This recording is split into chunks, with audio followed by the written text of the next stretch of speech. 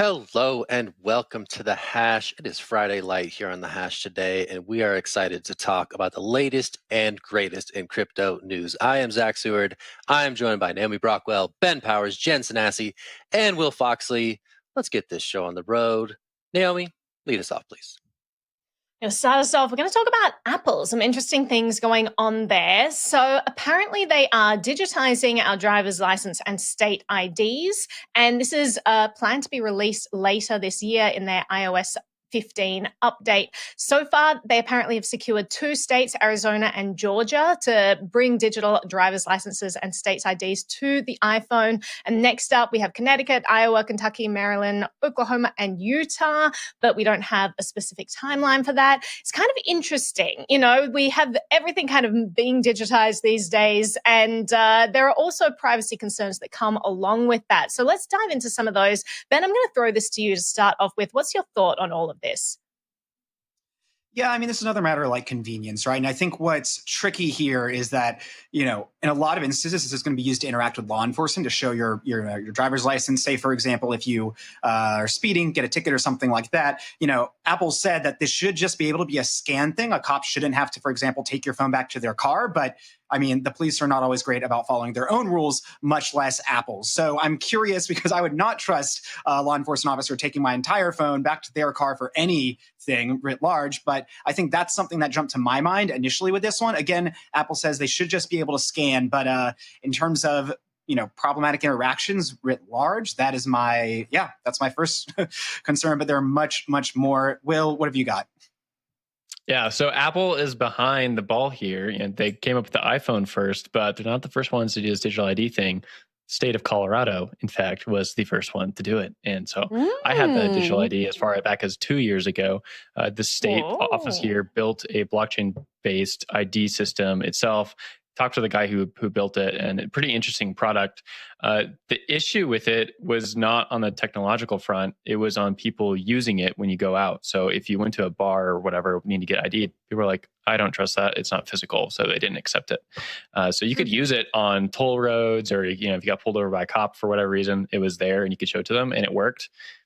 Couldn't get adoption from the public in general. So I guess my takeaway from this story and looking at that context is that maybe because Apple is the brand behind this and they roll it out as a mass feature, they're able to get more buy-in than just like a standalone state kind of working with a standalone product here. Zach, I'll throw it to you.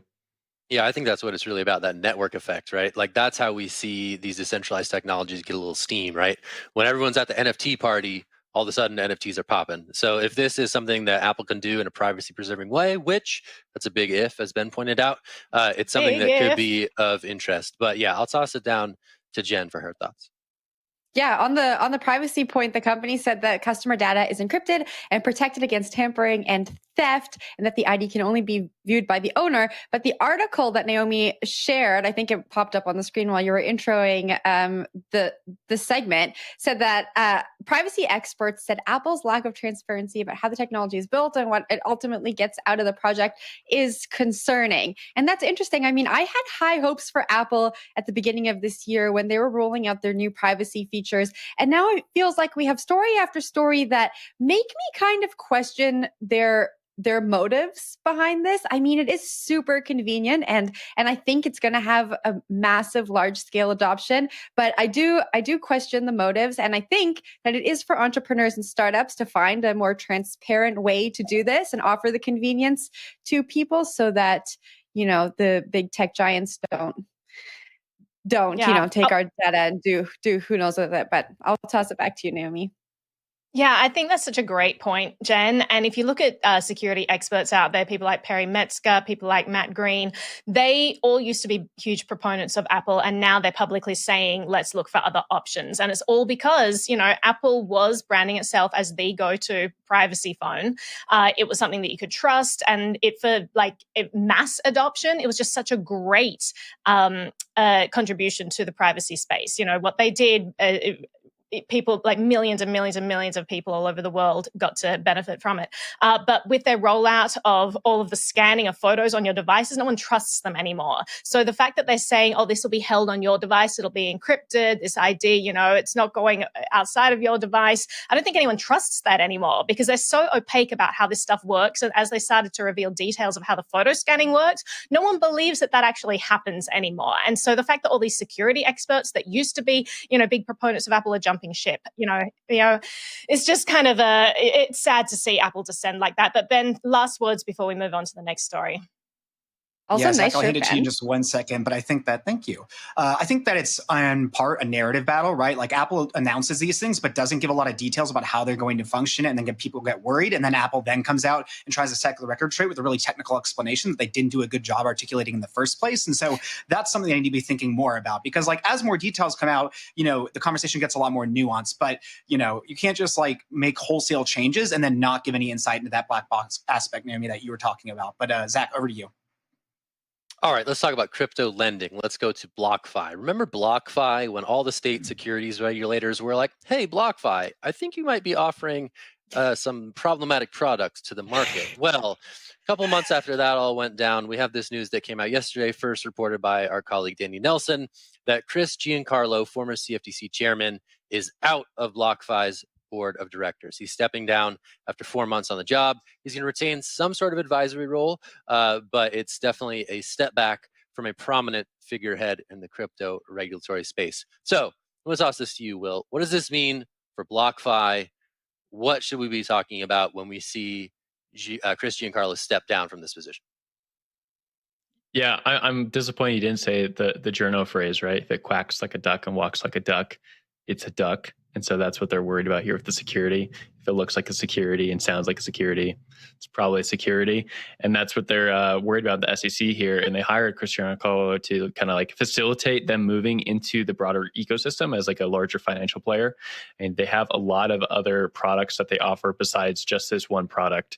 And they wanted to become a neobank. And I think it's very clear that a lot of people use regulators and former regulators to kind of shimmy their way up the ladder a little bit quicker. And that is not working out right now because ostensibly about this product, or at least that's the narrative that's really easy to pull together, is that state securities offices are worried about this product. And why would Giancarlo put his reputation on the line? From behind the doors, I'd be interested to see if it was something else. There could be reasons for why he wanted to leave just 4 months into his tenure there. But connecting the dots doesn't smell great. Naomi, I want to throw this back up to you. This is probably conflicting for you. You have a regulator leaving the firm, which is probably good, but also it's over a security concern. So a little contrast there.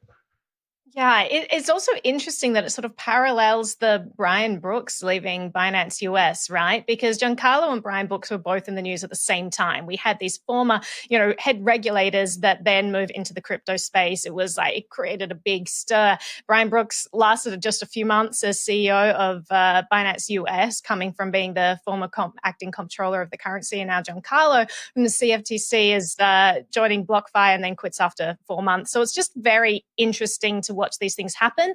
And it's interesting to see these tactics from these firms where they bring in these former regulators ostensibly to try and fix things up. Then the former regulators leave.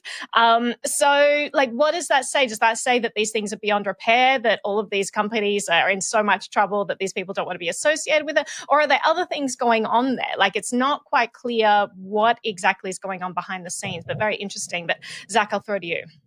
Yeah, I think that's a great point. There was a lot of reason to be bullish on the DC crypto revolving door earlier this year. We saw a bunch of activity happening in that direction, right? Former regulators, former prominent officials joining crypto firms in some capacity. Now we have two very big sort of bear signals on that front, where these two intertwined former regulators are out the door. So whether or not we're going to see people, transition over into the crypto world from the regulatory world, I think that's a much more interesting question now as these doubts enter the market. Jen, I'll toss it to you. You guys kind of took everything I was going to say, but I was just going to say it's kind of concerning when the only independent board member steps down from his position. It makes you wonder what's going on behind the scenes, and if the situation is fixable. It kind of points towards even more regulatory crackdown in our future. I don't think we've seen the worst of what's about to happen with regulation when it comes to the crypto space. But Ben, I think I saw your hand go up. Yeah, I mean, it's just been a string of bad press, unfortunately, for BlockFi, kind of since, these sort of laudatory raises happening earlier this year. This is not the first time this has happened. There's been, kind of faulty giveaways in their tech system that incorrectly awarded people millions of dollars in Bitcoin. They clawed most of it back, but some people took like tens of thousands of dollars off the platform, even though BlockFi said like, no, you can't. And they tried to cancel those withdrawals. We've had, them yet again, arbitrarily lowering interest rates and causing some people to take money off the platform. You have the state regulators starting to look at this. You have Giancarlo leaving. And I think, as we've talked about all these like massive valuations of these crypto native companies that we've been seeing, and, every other day, it feels like there's some other unicorn. It's really interesting to see a company as large as BlockFi and raise the valuation they have sort of start to hit those stumbles that we might have expected. And we've seen across kind of various boom bust cycles in regards to tech giants more naturally. So it's going to be one to keep watching, but that's sort of, to me, this is just yet another data point in this constellation of stuff that is not looking super great. Just really quick, personal request for CoinDesk. Can we send Danny Nelson undercover into BlockFi? Well, now that you told everyone, I don't know that we can, Will. I don't know that we can do it now that you've said it. Right, Jen. Control. Contact Danny. Tell him to get out now. All right. Super stealth, guys. Super stealth.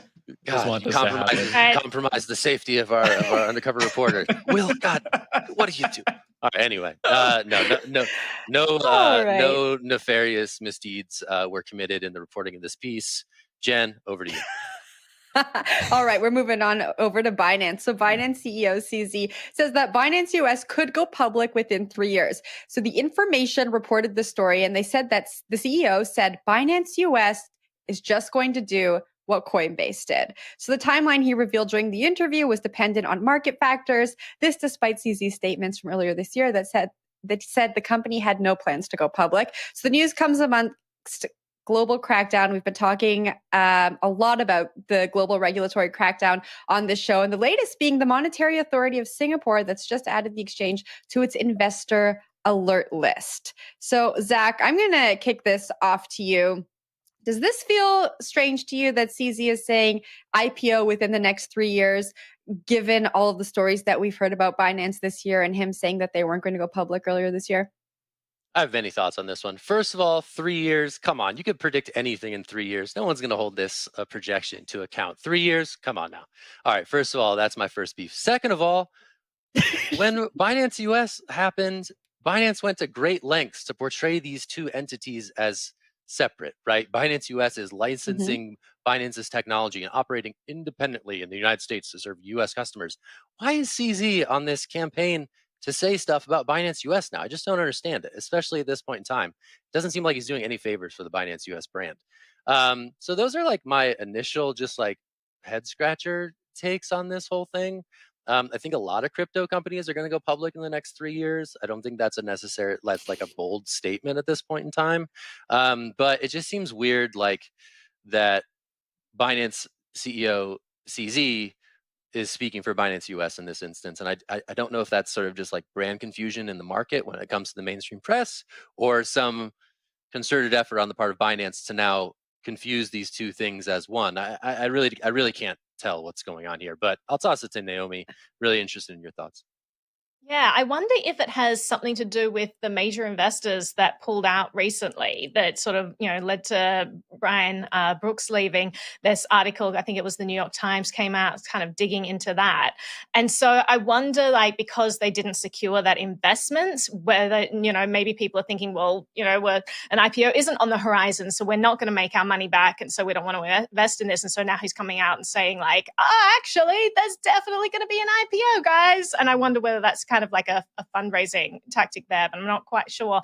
And also, regarding like the people leaving BinanceUS and what we were talking about before with Giancarlo, like it is just interesting because you wonder what's going on behind the scenes with CZ kind of keeping the reins. And I think that's just such a good point you mentioned, Zach. That really does seem to be what's happening. Brian Brooks also went out of his way to assert that Binance US was completely different. He was even talking about name changes. People were asking him, you going to change the name? He's like, probably not, because Binance brand's pretty good, but it's not outside the realm of possibilities. We are our own thing. And then suddenly, his CZ's like, I'm making decisions for all of the Binances. So it's just like this very interesting dynamic going on. I feel really bad for companies like Binance because they went out of their way to be jurisdictionless, to have this very, global presence. And then now they're going to be forced into this box where they have to comply in every single jurisdiction and have a headquarters, whether they need one or not. And it completely changes their business model. If they started Binance because they did want people to have free access to these financial tools, regardless of where they are, this very open ecosystem. And now they're like, oh, okay, we can't be an open ecosystem. We have to be, completely regulated, completely surveilled, completely monitored and tracked. It might completely go against the ethos of a lot of these founding people who started out in crypto very early and were very much about breaking down those barriers, not erecting them. So I wonder whether there's some sort of conflict there that maybe these businesses just won't be able to operate in a deregulated environment. There'll be too much friction, too much pushback from these original founders. I if that's the case, I really do hope that Binance starts exploring that truly decentralized model. But I think I saw your hand go up, Will. Did I see that? Yes. I just want to confirm Zach's very journalistic complaint here that there has been a huge push by Binance US to limit the marketing between Binance and Binance US. And they were always on top of, hey, we're licensing this software from Binance. We're a different entity. But then over the last few months, you just have so many proclamations from Binance itself about Binance US. And it's very confusing. And on a marketing front, that's just one thing. But the question becomes, do regulators notice that as well? And do they start caring and saying hey, maybe this is a little bit different than they're purporting it to be? That's my only 2 cents. I thought that was a good acknowledgement by Zach. Mm-hmm. Absolutely. Cool. So I'm going to take us into the world of NFTs. I'm going to be our Jen for the day. We're going to thumbs up. Am I just NFT desk over here? You are NFT desk. It's like celebrities. You were early on this. Celebrities. You own this. NFTs exactly. Canada. And I was wrong on this. So, I gotta follow in your shoes. What you're saying, Will.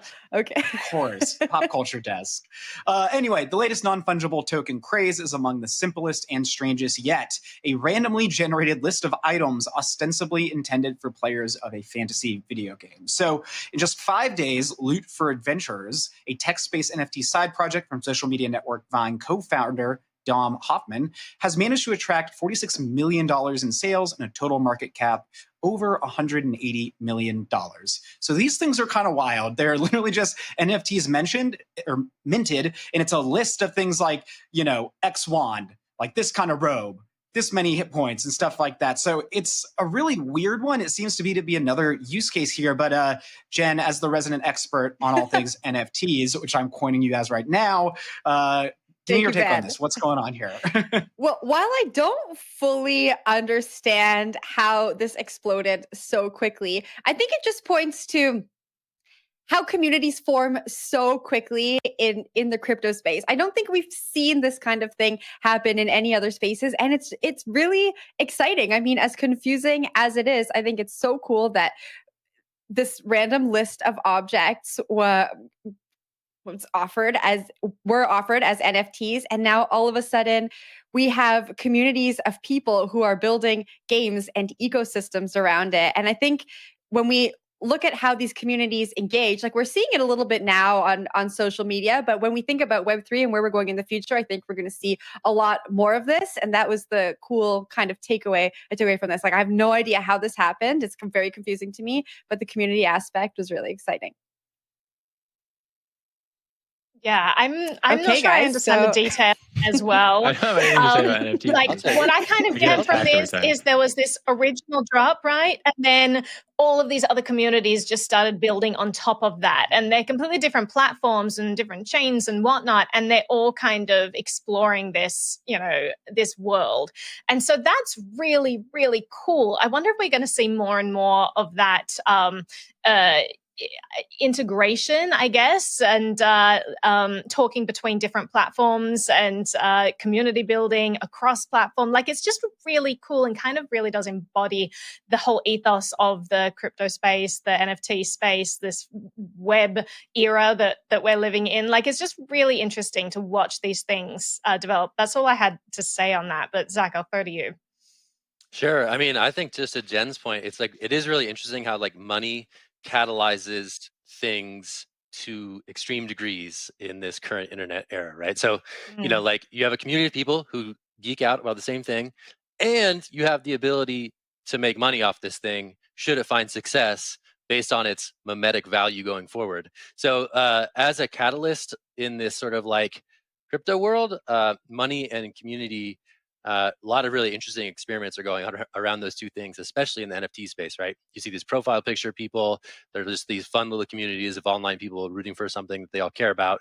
I think this is a similar experiment there. It's not a profile picture NFT, but it's something that's new, novel, and potentially fun to play with people who also happen to share your view of the matter. So just interesting to see that, you know, a Vine creator has sort of like has the secret sauce for like meme juice or something. I don't know, and is trying to do it in a new arena now. So what's the meme juice? Yeah, he what clarified that this is not related to his like blockchain based console and the associated game that he's working with. Like, this is just for some other project that doesn't really seemingly exist yet. You know, this ecosystem is being built out, but it's unclear where all of this is going to land. And some people were pushing back on this, so the idea that you have to have an NFT to gain access to this game. That was something people were worried about, particularly with all this talk about NFT floors recently and those climbing, you know, I think at one point to like $25,000 is the equivalent thereof. So you might be gatekeeping in a way that you weren't expecting. But I think it's really interesting development. One, because it's not necessarily image based, right? It's images of items or of text of items. And I think that's